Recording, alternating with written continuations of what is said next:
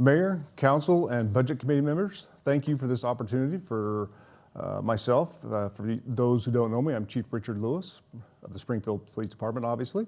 It's an opportunity for me to talk to you about our fiscal year budget, FY22, and so I think we're just going to jump right into it. Talk a little bit about the service to the community.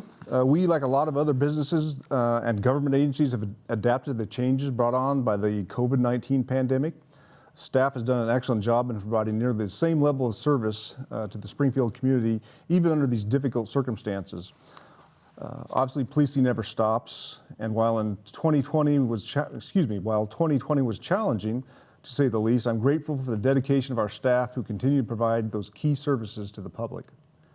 Our core mission is to provide emergency and non-emergency patrol, response to 911 calls. Our records and dispatch staff triage these calls and provide invaluable service to our officers by obtaining emergency information from callers and keeping track of the officers. Our detective division continues to do an excellent job in following up on major cases. Unfortunately, I have to mention that our shootings and serious crimes have been rising over the last few months. To give you an example of that, we've had 3 homicides already in 2021 alone. This is terrible news, and it's a trend we're going to pay a lot of attention to. As you probably know, nationwide cities have seen a spike in shootings and homicides, so it's not just us, but nationwide this has become quite an issue right now. Our jail did a great job of adapting to jail operations and managing inmates in alignment with best practices during COVID. We adapted our operational guidelines to limit the number of inmates housed in the facility, which separated the inmates for their safety and the safety of our staff. The jail has been very successful in meeting these requirements. Cahoots continues to provide an invaluable service to our community by responding to and assisting people who are suffering a mental health crisis. Our community, officers, and staff are very appreciative that we have this service in Springfield. We have been fortunate enough to have had Cahoots since January of 2015, while many agencies across the country are just now trying to implement similar models. Here I want to talk about the budget summary a little bit. I won't get into great detail on the numbers, but I would like to hit some highlights.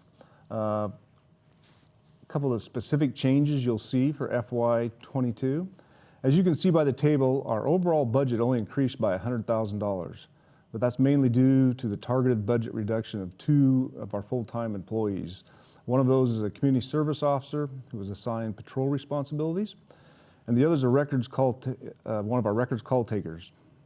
Both these positions have been vacant for some time, for several years, I should say. And we've used these vacancies for covering the cost of overtime and what we call vacancy management positions to meet targeted goals for budget.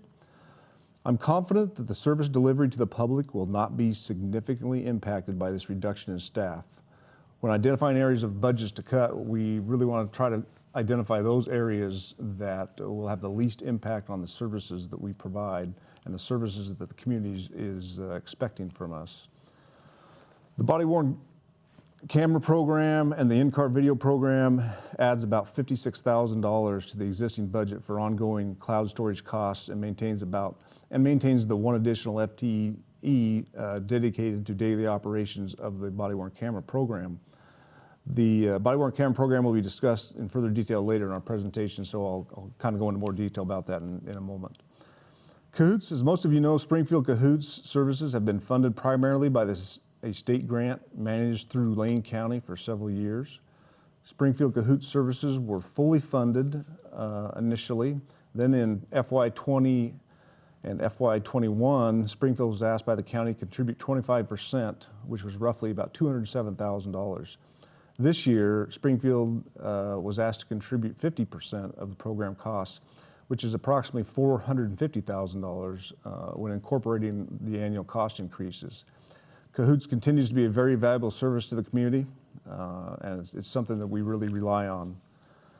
There's also an increased cost to our shared RMS and CAD system. This is our public safety software system that provides essential systems for records management, dispatch, and electronic report writing and approval. It is a shared system between Eugene Police, Eugene Springfield Fire, and SPD. The University of Oregon PD used to be a system partner in this, and they've pulled out of that due to some business decisions. And basically what that did was we had to pick up the $50,000 as our share we have to pick up since they left the consortium. And we had received savings the last few years because they became part of the consortium, but now that they've gone, we're gonna have to pick up that $50,000. And then the last bullet point there regarding projected revenue loss there due to COVID. So we're projecting that jail revenue will continue to be impacted because of the reduced operational capacity and our jail bed rental. And to give you some rough numbers, we've generated up to $800,000 in bed rental in recent years. However, we believe that revenue will drop by about $140,000 to $250,000 this coming year. I would like to highlight just a few of our accomplishments this past year. We're making progress towards fully implementing the body-worn camera and the in-car video programs. I'm confident that we will meet our most recent implementation timeline and have the cameras on the street by the end of May.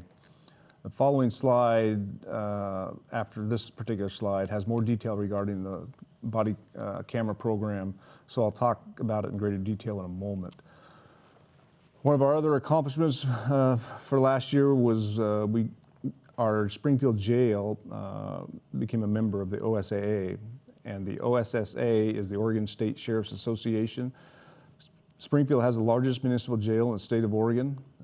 We recently joined with the association. They provide services such as training, oversight, recommendations on best practices in operating the jail. They have specific standards for jails to follow throughout the state of Oregon. We're planning to have a full jail inspection by the Oregon Sheriff's Association in October of this year. There's a lot of work that goes into preparing for an in-depth inspection, and I'm very appreciative of the effort our jail staff has put towards this goal. The Cahoots van funding is another accomplishment. If you recall, the van was originally purchased with grant funding.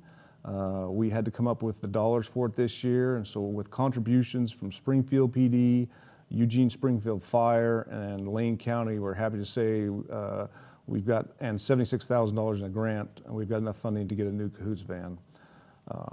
The holiday fire is challenging for everyone. The police department was very much involved in the overall response to the fire by providing police services that totaled 1,416 hours. Those hours were mostly for our patrol officers who provided security for the evacuation area. We also had command officers assigned to the fire command post, plus our animal control officers spent over 40 hours assisting with the rescue of people's beloved animals. I'm proud to say that our patrol officers were also involved in several cases where we arrested suspects for breaking into the homes of people who had to evacuate the fire.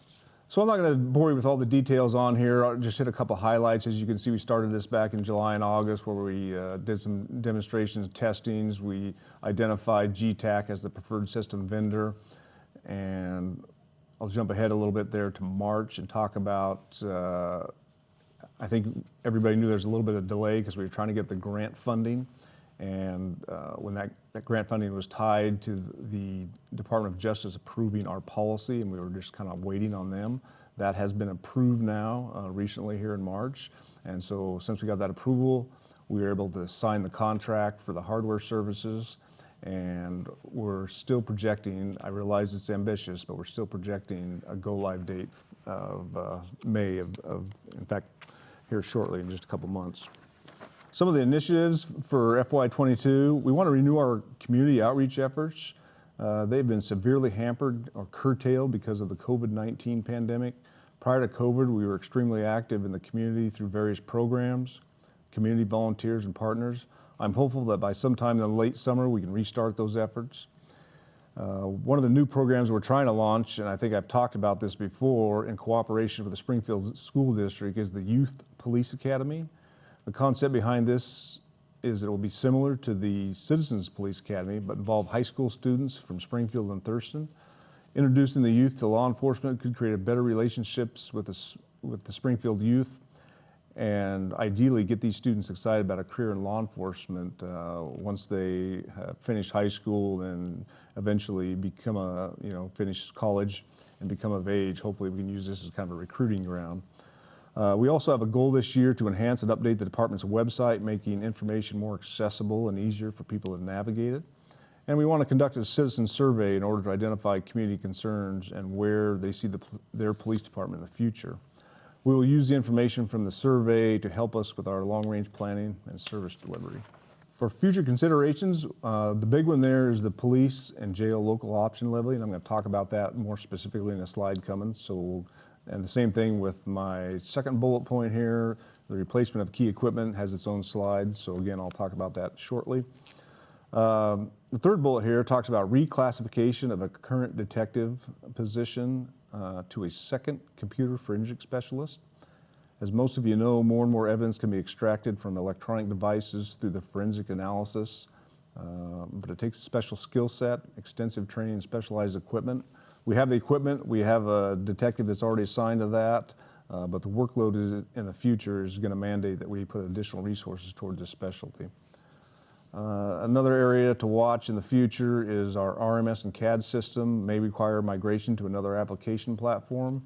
Partner agencies are exploring other options rather than the Central Square, and since it's hosted by one of the partners, we may have to consider migrating to another platform. You know, there are options, but we're going to pay close attention to this out there. So I'll talk about the levy a little bit. That will come up for a vote in the fall of 2022, so November of 22, the vote for the levy will take place. Historically, the levy has been well supported and has passed by 68%. Back in November of 2017, the last time we went out there. 68% is a huge margin for any money measures to pass. The levy supports about 28% of the police department and fully funds our jail. The other consideration I want to talk about is regarding our Justice Center and some of the key equipment we need. We want to make sure that we've identified those areas and upgrades for the Justice Center, as it's hard to imagine we've been in that building for 13 years now, and it's vitally important that we keep the facility that was so generously paid for by the people of Springfield in good condition. As you can see by the table below, we have a number of items that are of a significant cost. The tasers are a valuable tool to our officers. These typically have about a 5-year lifespan. The SWAT van is identified for replacement. This is because our current vehicle is 25 years old. We've definitely got our use out of it, but we need to plan for its replacement. It's not a cheap item. Some of the items towards the bottom are several years out, some as much as almost 10, but I want everyone to be thinking about the replacement in the future years. One of the things you'll see there is the portable mobile radios. We just replaced those about 3 years ago, but typically their useful life is about 10 years. They're very expensive, and so it's one of those things we need to watch in the future. Mayor, Council, and Budget Committee members, I want to thank you for this opportunity to present this upcoming year's budget. And I simply want to say that we recognize there are significant challenges ahead for us to overcome, but I have every bit of confidence in the men and women of SPD, and we will meet and exceed those challenges. Thank you.